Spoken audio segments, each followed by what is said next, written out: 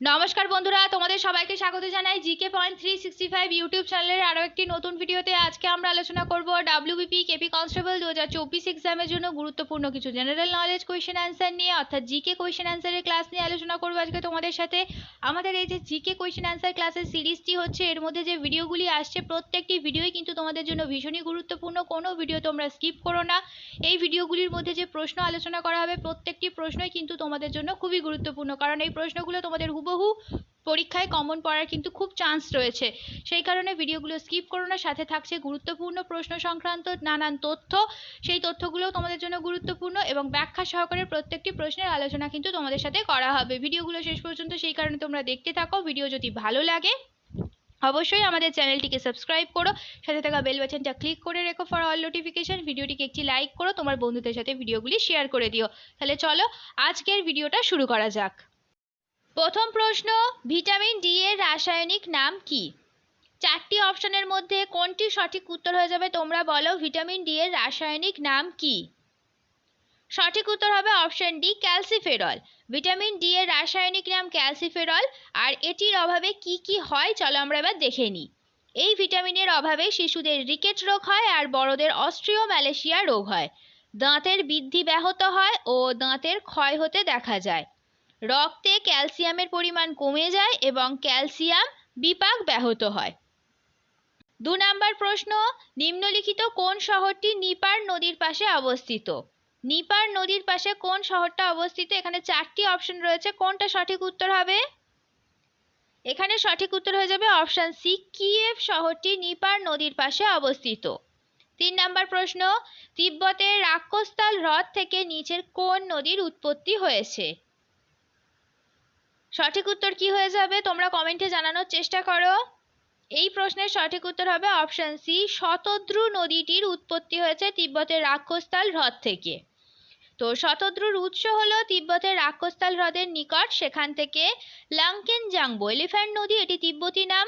এই নামে এটি প্রথমে পশ্চিম থেকে উত্তর পশ্চিমে 260 কিলোমিটার অর্থাৎ 160 মাইল প্রবাহিত হয়ে সীমান্তের সিপকিলা পাস পার করে ভারতের হিমাচল প্রদেশ রাজ্যে প্রবেশ করেছে।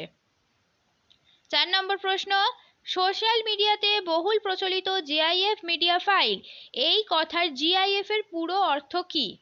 আমরা সবাই এখন সোশ্যাল মিডিয়ার এই জিআইএফ এই ফাইলটা আমরা সবাই চিনি। তো এই জিআইএফটা কি, এই জিআইএফ এর ফুল ফর্ম কি তোমাদের বলতে হবে। তো এই প্রশ্নের সঠিক উত্তর হয়ে যাবে option A, graphics interchange format. পরের প্রশ্ন দেখি, ফিলোফোবিয়া বলতে কি বোঝায়?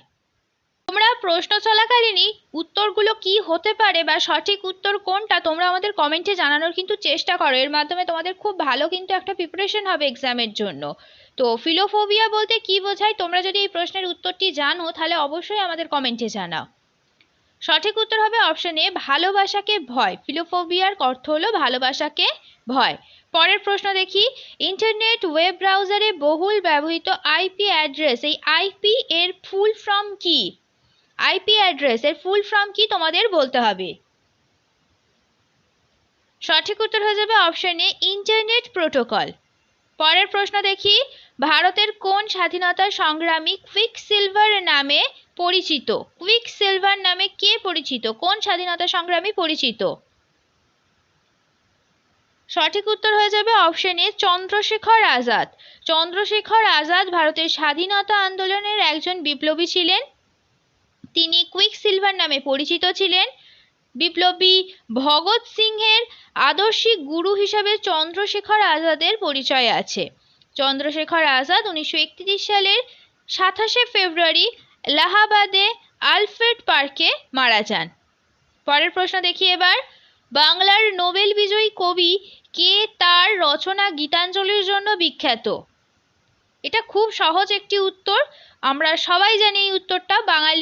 বাংলার নোবেল বিজয়ী কোন কবি তার গীতাঞ্জলি রচনার জন্য খুবই বিখ্যাত? সঠিক উত্তর চোখ বন্ধ করে আমরা করব অপশন এ, রবীন্দ্রনাথ ঠাকুর। পরের প্রশ্ন দেখি, পরমাণু চুল্লিতে নিচের কোনটি নিয়ন্ত্রক রড হিসেবে ব্যবহৃত হয়? নিয়ন্ত্রক রড হিসেবে কোনটি ব্যবহৃত হয় পরমাণু চুল্লিতে? প্রশ্ন চলাকালীনই তোমরা উত্তর আমাদের কমেন্টে জানাও, এর মাধ্যমে কিন্তু তোমাদের খুব ভালো একটা প্রিপারেশন হবে এক্সামের জন্য। তোমরা কত স্কোর করছো সেটাও তোমরা আমাদের কমেন্টে জানাও। কারোর কোনো অসুবিধা হলে সেটাও তোমরা আমাদের কমেন্টে জানাতে পারো। পরমাণু চুল্লিতে নিচের কোনটি নিয়ন্ত্রক রড হিসাবে ব্যবহৃত হয় তোমাদের বলতে হবে। সঠিক উত্তর কি হবে? এখানে সঠিক উত্তর হয়ে যাবে option D, boron. Boron carbide পারমাণবিক চুল্লিতে নিয়ন্ত্রক রড হিসাবে ব্যবহৃত হয়। এই কন্ট্রোল রড ইউরেনিয়াম এবং প্লুটোনিয়ামের বিভাজন হার নিয়ন্ত্রণ করতে ব্যবহৃত হয়। পরের প্রশ্ন দেখি এবার। তিহার কোন দেশের উৎসব? তিহার একটি কোন দেশের উৎসব? সঠিক উত্তর কি হতে পারে এখানে তোমরা জানাও আমাদের। এখানে সঠিক উত্তর হবে অপশন ডি, নেপাল। নেপালে দীপাবলিতে 5 দিন ধরে পালিত হয় তিহার উৎসব। তিহার উৎসব হয় বাংলার কার্তিক মাসে। পরের প্রশ্ন দেখি চলো। তোমাদের যদি প্রশ্নগুলো ভালো লাগে তাহলে অবশ্যই কিন্তু আমাদের এই ভিডিওটিকে একটি লাইক করো, সাথে আমাদের চ্যানেলটিকে সাবস্ক্রাইব করে দিও, আর তোমার বন্ধুদের সাথে কিন্তু অবশ্যই এই ভিডিওগুলি শেয়ার করো। চলো এবার তাহলে পরবর্তী প্রশ্নটা দেখে নিই।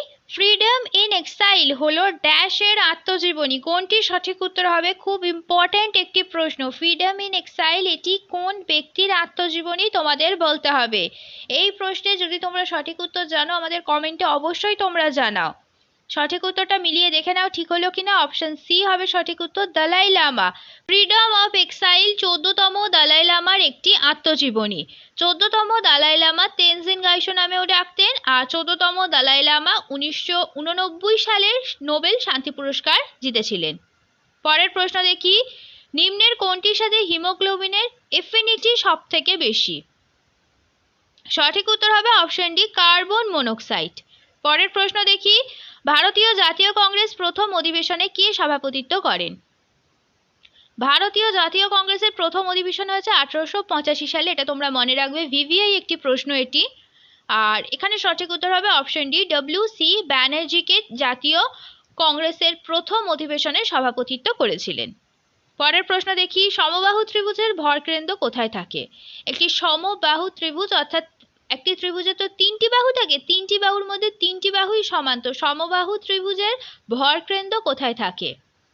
সঠিক উত্তর হবে অপশন বি, মধ্যমাত্রয়ের ছেদ বিন্দুতে।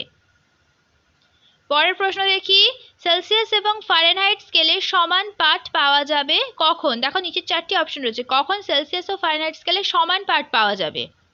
সঠিক উত্তর হবে অপশন ডি, -40 ডিগ্রি সেলসিয়াস এবং ফারেনহাইট, এই দুটি স্কেলেই সমান পাঠ পাওয়া যাবে। পরের প্রশ্ন। মহিলা টেস্ট ক্রিকেট দ্রুততম ডাবল সেঞ্চুরি করলেন কে? মহিলা টেস্ট ক্রিকেটে দ্রুততম ডাবল সেঞ্চুরি কে করলেন? সঠিক উত্তর কি হয়ে যাবে? এখানে সঠিক উত্তর হবে অপশন বি, শেফালি বর্মা। পরের প্রশ্ন। ইউরোপিয়ান কাউন্সিলের প্রেসিডেন্ট পদে নির্বাচিত হলেন কে? সঠিক উত্তর হবে অপশন ডি, অ্যান্টোনিও কস্টা ইউরোপিয়ান কাউন্সিলের প্রেসিডেন্ট পদে নির্বাচিত হলেন। ভিভিআই এই প্রশ্নটি। পরের প্রশ্ন দেখি।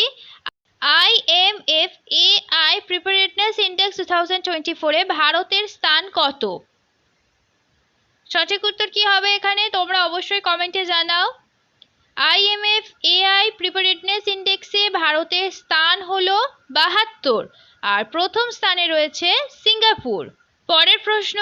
গ্লোবাল লিভাবিলিটি ইন্ডেক্স 2024 শীর্ষ স্থানে রয়েছে কোন শহর? সঠিক উত্তর হবে অপশন এ, ভিয়েনা। শেষ হলো আজকের ভিডিও। আজকের পর্বে আমরা আলোচনা করলাম WBP কেপি কনস্টেবল 2024 এক্সামের জন্য গুরুত্বপূর্ণ কিছু জেনারেল নলেজ কোয়েশ্চেন আনসার নিয়ে। যে জিকে প্রশ্নগুলো আমরা আলোচনা করলাম সেই প্রত্যেকটি প্রশ্ন কিন্তু তোমাদের জন্য ভীষণই গুরুত্বপূর্ণ, সেই কারণে একটু স্কিপ না করে শেষ পর্যন্ত তোমরা ভিডিওটা দেখো। ভিডিওটা যদি ভালো লাগে তাহলে অবশ্যই কিন্তু আমাদের চ্যানেলটিকে তোমরা সাবস্ক্রাইব করো, সাথে ভিডিওটিকে একটি লাইক করো, তোমার বন্ধুদের সাথে কিন্তু ভিডিওটি শেয়ার করতে ভুলো না। এই গুরুত্বপূর্ণ ভিডিওটা তোমার বন্ধুদের সাথেও শেয়ার করো এবং আমাদের কমেন্টে জানাও ভিডিও তোমাদের কেমন লাগলো। আর প্রশ্ন চলাকালীন সঠিক উত্তর তোমরা ভিডিওর কমেন্টে জানানোর অবশ্যই চেষ্টা করো, তার মাধ্যমে কিন্তু তোমাদের খুব ভালো একটা প্রশ্নের উত্তরগুলো তৈরি হয়ে যাবে এবং তোমরা বুঝতে পারবে তোমাদের কতটা তৈরি হলো এবং তোমরা কে কত স্কোর করছো, এটাও কিন্তু তোমরা আমাদের কমেন্টে জানাবে। তাহলে চলো দেখা হচ্ছে তোমাদের সাথে পরবর্তী ভিডিওতে। ততদিন ভালো থাকো, ভালো রাখো, এইভাবে আমাদের তোমরা ভিডিও দেখতে থাকো, আমাদের আরো উৎসাহিত করতে থাকো। ধন্যবাদ।